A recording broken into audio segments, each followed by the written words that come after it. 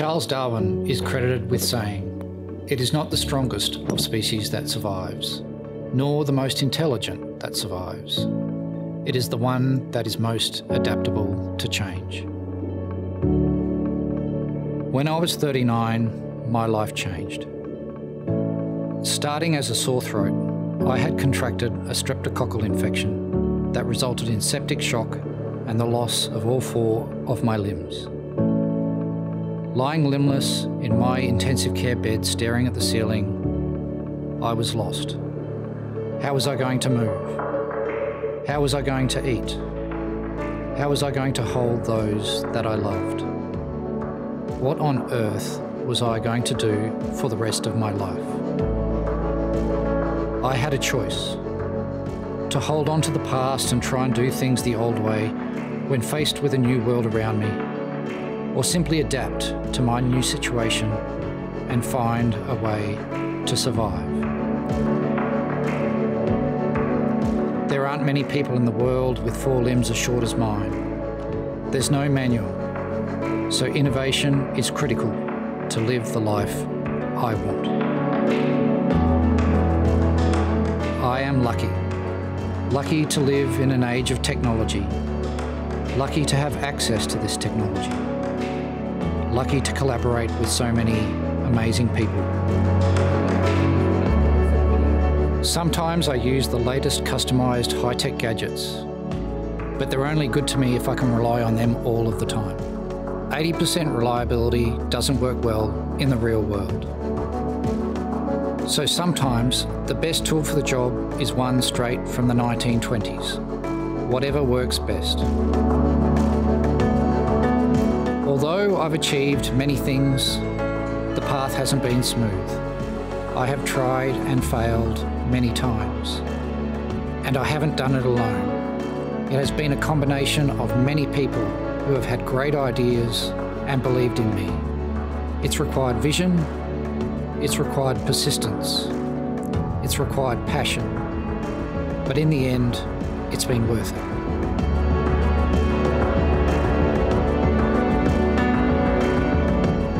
In the end, it's not about the technology itself, but what it enables me to do. Be it the independence to go places I need to, connecting with those that I love, or contributing back to society. Adapting to change is not just about surviving. It's about thriving.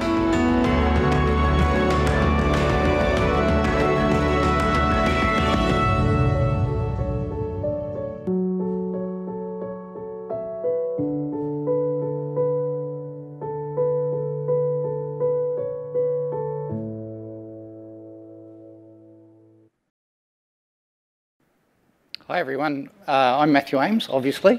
It's great to be here today, and I thought it would be great to start with the title behind me, Disruptive Influences.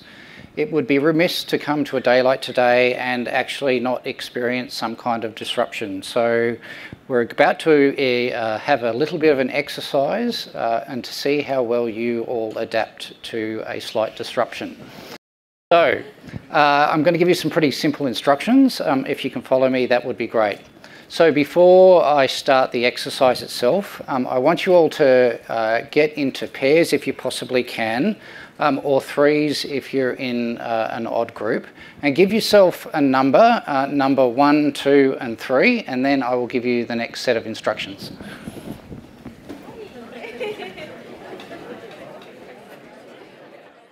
So hopefully you all have your numbers. And number 1, you normally always go first. So today you don't. Relax.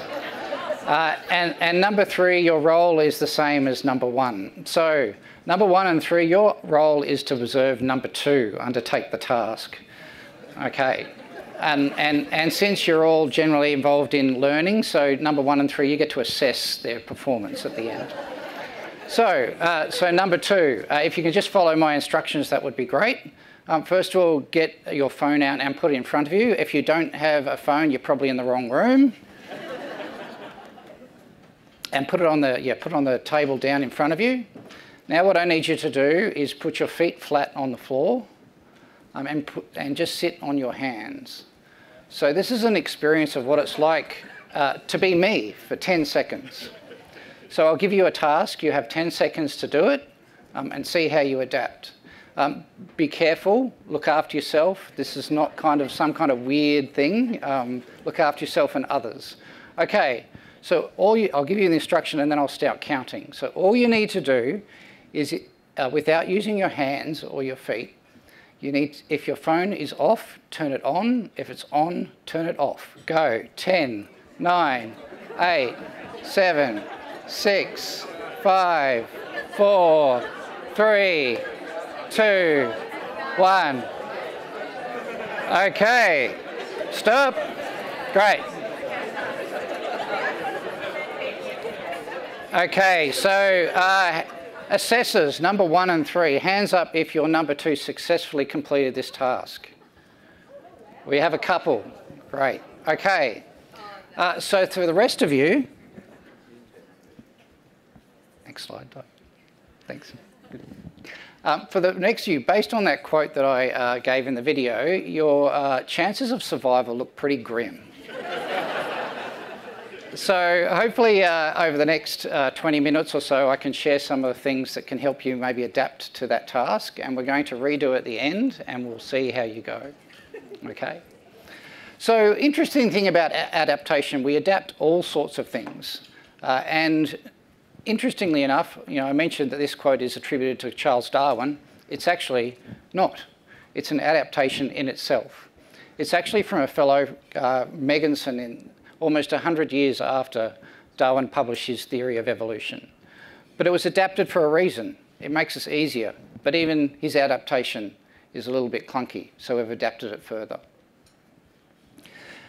So when you think about Charles Darwin's theory of evolution, and you think about us as a species, humans, we must have done pretty well at adapting. Even since Darwin published his theory, we've increased the population of the planet in excess of 5-fold since the mid-1800s. So thinking about that, we've pretty much taken over the planet pretty well. You've got to think we've got to be the best at adapting. We're good at doing this. But contrast that with the change management theories that we've got. The general perception is that we're terrible at change.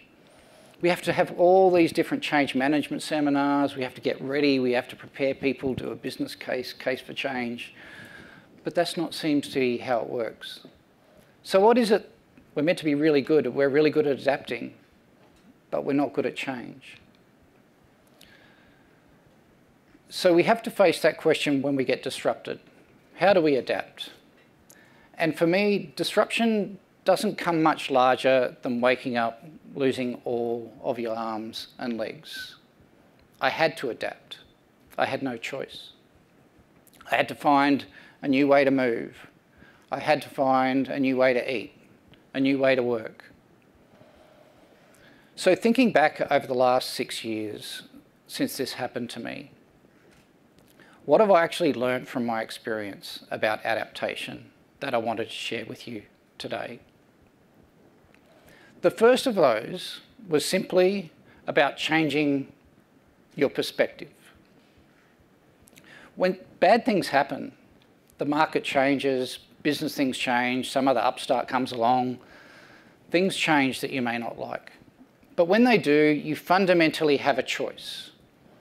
A choice to sit there going, oh, I wish it was the good old days, stick your head in the sand, pretend it wasn't there.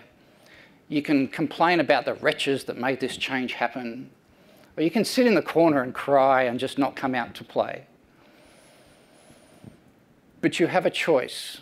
You can change your perspective.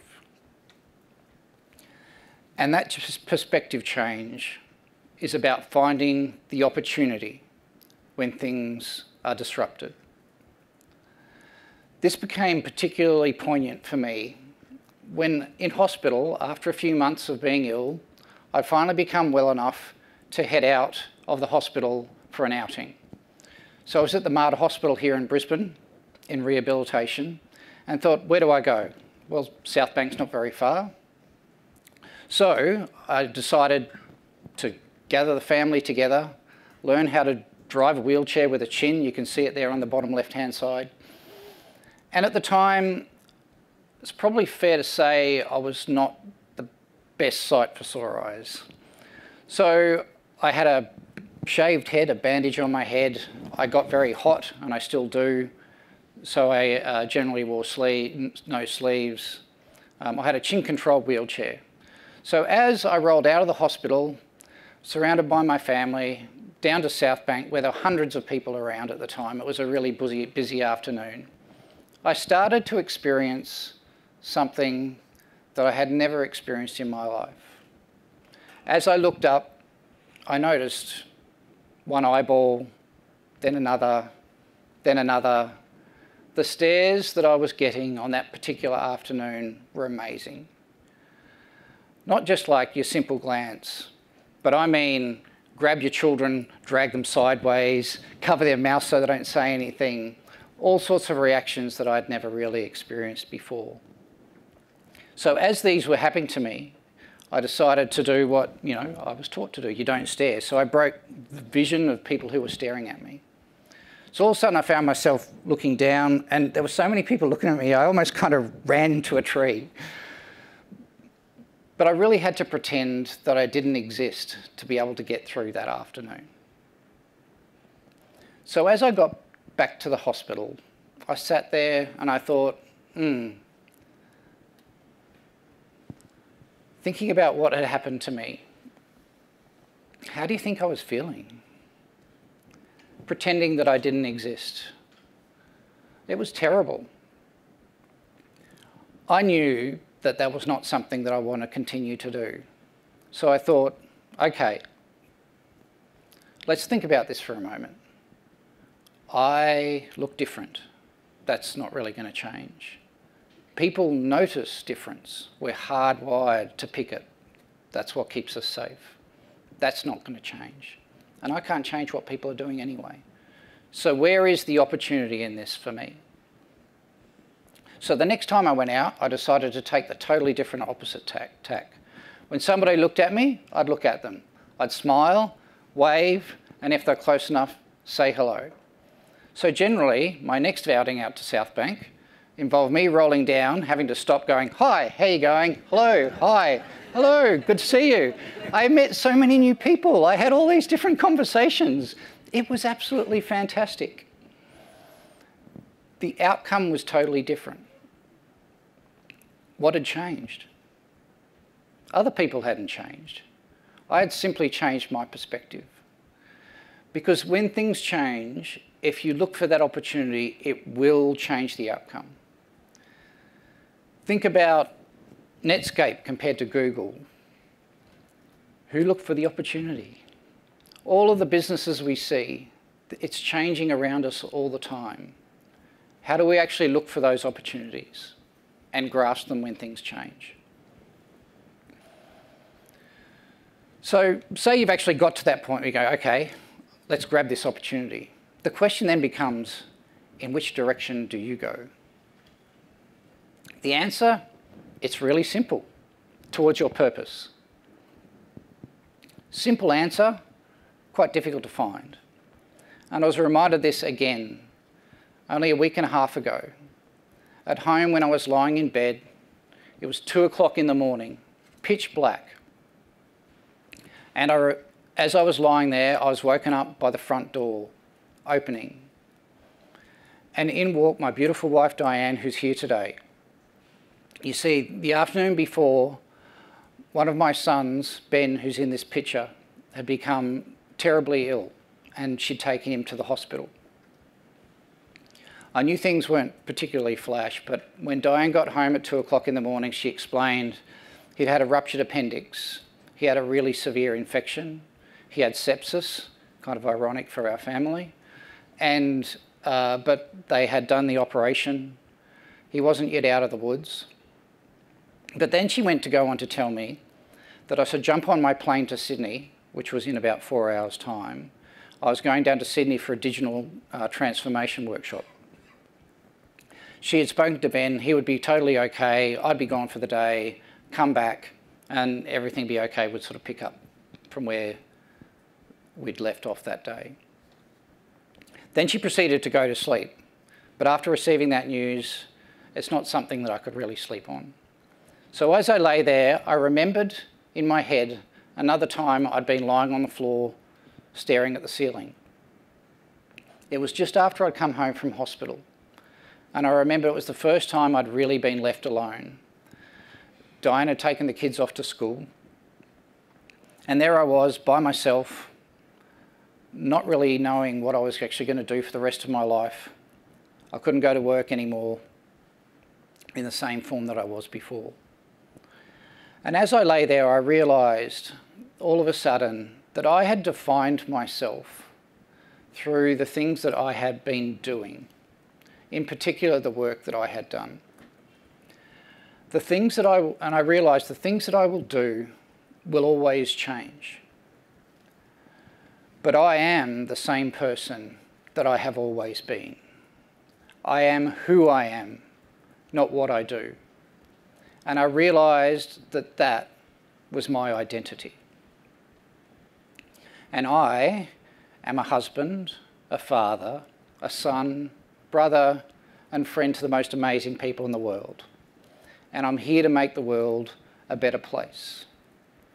And lying in my bed at the middle of the night, contemplating what Diana just told me, the choice was very clear for me. I cancelled my flights to be with my son. Now, the old me would have got on that plane. It's important to always remember to follow your purpose. And it's no different for organisations. Take the university.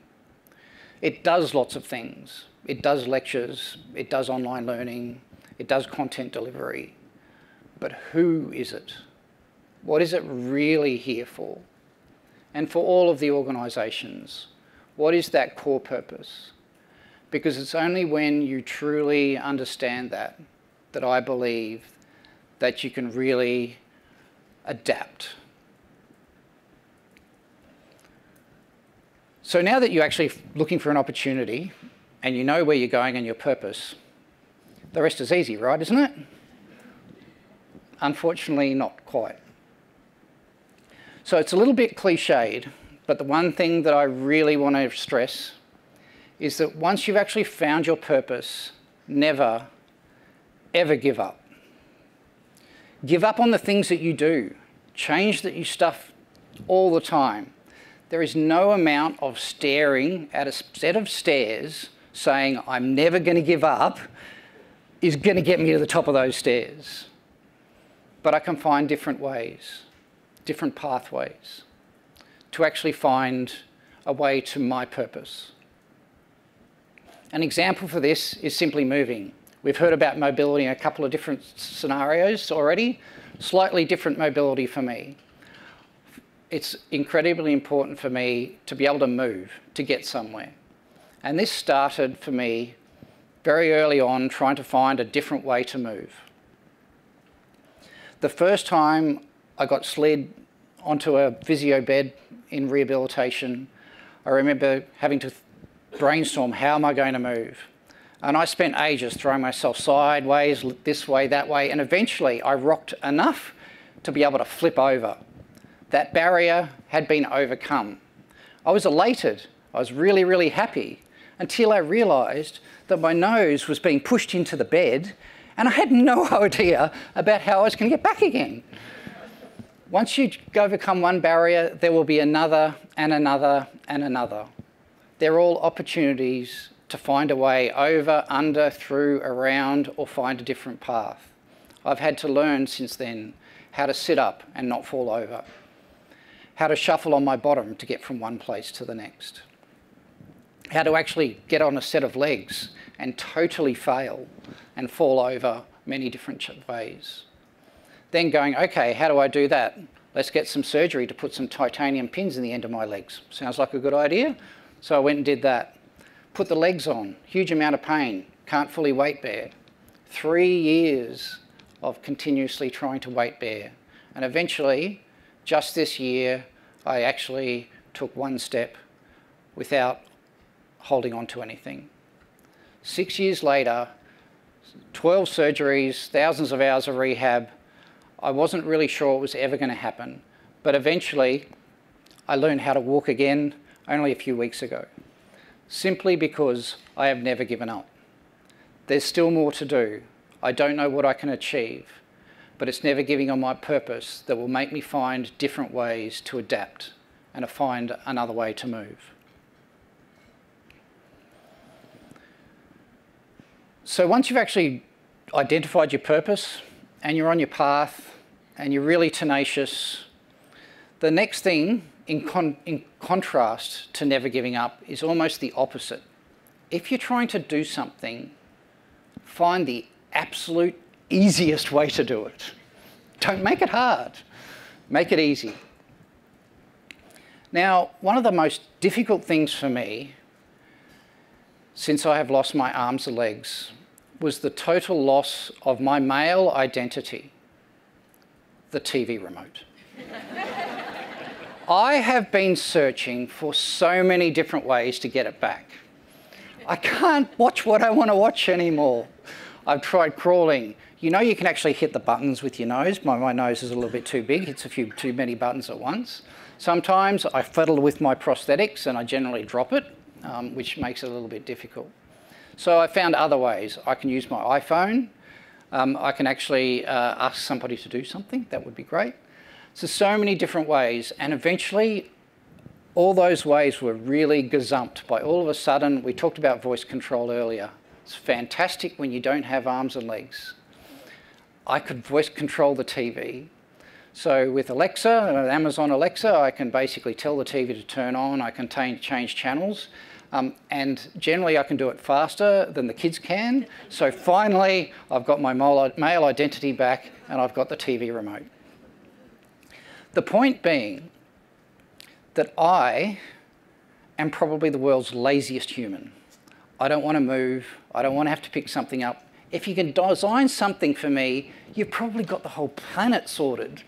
We are inherently lazy. Humans are fantastic about minimising the expenditure of resources. Think of all the startups. Think at Uber, AI, AR, whatever you want to do. Why do people do it? Because it's easier than the previous way. So when you think about what you're trying to do, if there is for your organisations, if there is an easier way, do it. Because if you haven't, somebody else will. It's pretty much as easy as that. And the final thing that I want to share with you about has really helped me adapt is really simply the fact that I am not doing this alone. We've heard about the new black being partnerships. But for me, people are everything. Take my car, which you saw on the video. That was something that I never thought I would be able to do. It's something I'd actually given up on. After my arms and legs, I thought, you know, how on earth am I going to control a car? So, one evening, when I was at the rugby supporting Australia, I try and still support Australia, I was sitting next to another fellow who'd been a quadriplegic, and he was telling me about the fact that he hadn't driven for 16 years and he got his licence back only a year ago. And he told me about this system and about this car. And on chance, that chance meeting, it pricked a thought in my mind. He only had partial control of his arms. Kind of like me. Maybe it's something that I can possibly do. So he gave me the name of Tom, a wonderful fellow down in Melbourne who did this kind of stuff. So I spoke to Tom, very positive guy, thought, okay, I'll give this a go. So Tom found Jeff, a modifier in Melbourne, who worked out how to get my wheelchair in, tie it down, lock it down, without me having to kind of do anything. Again, it's very easy, I'm very lazy. And then he also found a fellow, Bill, and his team in Sydney, who had collaborated with a group in Germany around some German technology, which is effectively half a self-driving car. Just take the sensors off, the computers and everything is what I needed. So they then decided to give this a go. And after 3 different trips to Sydney, testing out to see if this was going to work, prototyping things, changing, they then hit a slight roadblock. They then decided that, okay, I could control the car, that was fine, but I couldn't actually change gear, so I just don't be able to go forward my entire life, which would be a little bit difficult. So again, they reached out and they found a wonderful fellow called Rad in Israel who programs stuff, and he wrote a program for my car that basically means that I can actually head control with a button changing gears. My 3-point turns are a little slow, but at least I can do them. And at the end of all this process, Tom came up from Melbourne to teach me how to use the car. So he jumped in the car, and after 4 days of driving all over the place, night, rain, rural, car parks, even Carindale Shopping Centre, I survived that. I was fairly relaxed with the driving because Tom was sitting there with a panel, a secondary panel to be able to drive the car, and because it's a computer, he basically just plugs it in. So he plugged in with his panel, and at any stage where he doesn't feel comfortable, he hits a big red button, takes over the car, and saves me from imminent death. So with that in place, I thought pretty good, pretty comfortable. So after 4 days, we were driving along, and Tom said, "Okay, Matthew, pull over the car." At which point I thought, oh, I think I've done something wrong. I think I'm in trouble. I don't know what this is. So Tom just very quietly leant down, pulled the plug out of his secondary controls, walked to the back of the car, put it in the boot, sat back in the car, turned to me and said, "You're ready to go." At which point I cried like I am now. Because for me, it was the recovery of one of those things, not so much driving, not so much the wonderful tech that is in the car. It was the knowledge that I had so many people around me, that they had faith in me, and that I was able to regain an ability to be able to help the family. At my age, with 4 kids that are almost just teenagers, I've got to be a taxi, right? That's what we've all got to do. So just being able to do that was something that was absolutely fantastic. And nothing happens, in my view, in adaptation without others. So share, collaborate, ask advice, partner, do whatever you need to do, because it's in that sharing with others that we will truly find that adaptation. So in conclusion, life is disrupted. Life is then adapted. We all have our own ways to adapt. Hopefully, with what I've shared with you today, that somehow in your own lives, in your own organisations, that can help you with your adaptation. Because my view is, in the end, if you can and apply and adapt, you will not just survive, you will thrive. Thank you.